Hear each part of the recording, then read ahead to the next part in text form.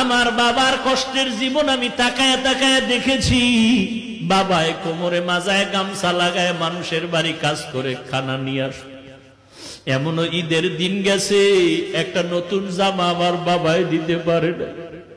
মাঝে মাঝে তাকায় দেখতাম আমার মায়ের কাছে বাবায় বসে বসে কান্না করে। আমি বলতাম, রে ও মা, বাবায় কেন কাঁদলো? মা বলতো, তোরে একটা জামা দিতে পারে নাই, দুঃখে তোর বাবায় কান্না করেছে। এমন কষ্টের জীবন বাড়ায়া তোমার ঘরে আসছি।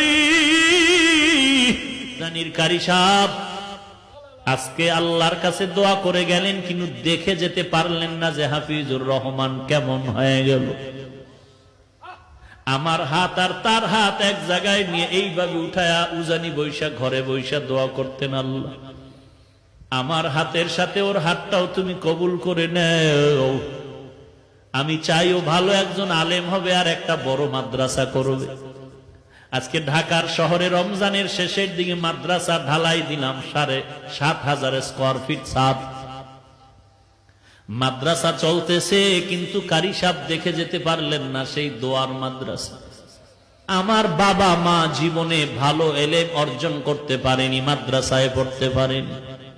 কষ্ট করে করে, কত কষ্ট করে করে লেখাপড়া শিখাইলে, মাদ্রাসায় পড়াইলেন। আমার চাচা দাদা বলেছে